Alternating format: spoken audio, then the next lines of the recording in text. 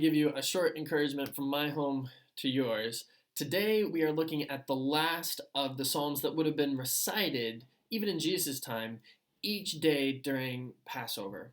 Now, stick with me because we're going to look at some of Holy Week and that. So, just a week ago, many churches celebrated what we call Holy Week. That goes from a Sunday to a Sunday, and it starts with this look of Jesus entering triumphantly into Jerusalem, and then how he's teaching throughout the week in the temple, going in and out of Jerusalem, eventually the Last Supper, and the crucifixion, and then the resurrection.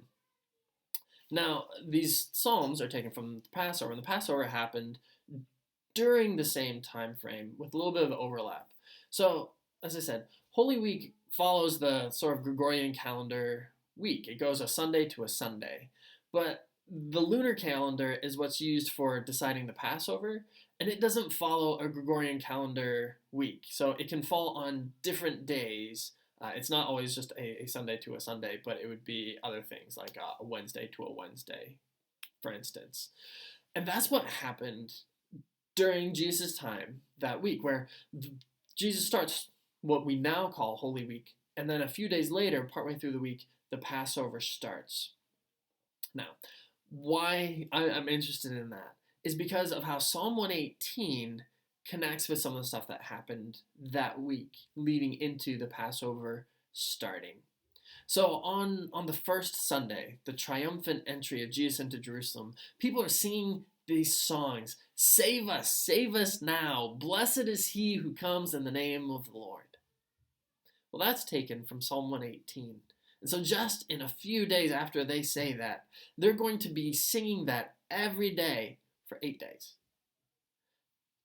And to put yourself in that position, like when they start singing that, when the Passover starts and they start singing, blessed is he who comes in the name of the Lord, they have in their mind what they've just said to Jesus a few days before, and the excitement of that. And so for those people singing it probably in the first few days, that would be really great. And they're like, I love getting to sing this song. Now Jesus, while he was teaching in the temple, also he tells a story to the religious leaders and refers to himself as the stone that the builders rejected that has become the cornerstone. And Jesus in his story ends up saying, oh, pretty much what will happen is you all are going to reject me, but God's actually going to use me as the foundation of what he's doing. That is also taken from Psalm 118. So Jesus applies the stone that the builders rejected has become the cornerstone to himself. And then think about being those religious leaders. In just a day or two, they're going to start singing that song for the next 8 days. Probably every time they came to that line, they just think, Jesus ruined this song for us. We're so unhappy that Jesus ruined this song because I have to sing this all the time and it makes me keep thinking of Jesus and I don't want that. But then Jesus gets crucified. And they have to keep singing these songs afterward. Now, if you read through the rest of Psalm 118, it has other parts to it, like, I will not die, but live. I call to the Lord, he answers me. It has this, even though I've been pushed back, I'm going to come out. God is on my side, and I'm not going to end up dead. Consider being the disciples that day after Jesus was crucified. They're still during Passover time period. They're still singing these songs. And that probably would have been one of the most heart-wrenching things to have to sing. It's God, Jesus called out to you. Well, what happened?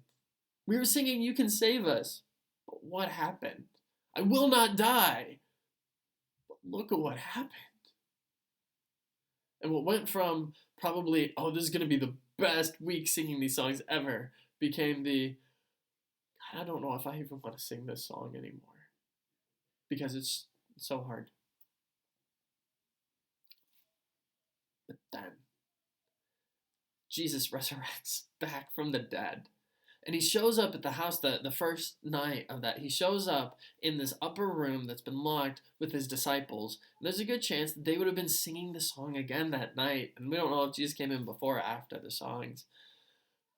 But how that inkling might change, how it might get life, how that might work. And over the next few days, they're getting to sing these songs in a new light. It says, the Lord is my strength and my song. So I give you all of that. I say all of that for this. It's good for us to sing of God's unfailing love, which we have in the first and in the end of Psalm 118. His love endures forever. It's good to keep singing that song, but do realize if you sing that for a week, each day might change how you understand that. There might be days when you're so excited to sing it, and other days when you don't want to sing it at all and you don't understand what's going on, and then other days where now you have this new opening, this new understanding of what that means. That often happens in our life, where something that we used to sing that had one meaning then starts to grow, as we mature, as we continue through our history. And so in your life today, my encouragement to you is this. Keep singing of God's unfailing love. You might feel like you want to do it. You might feel like you don't want to do it. But keep doing it, because you may end up being wrong about how the situation is playing out. But God's love is still lasting forever. And even if you're wrong about anything else, you won't be wrong about that if you keep singing it.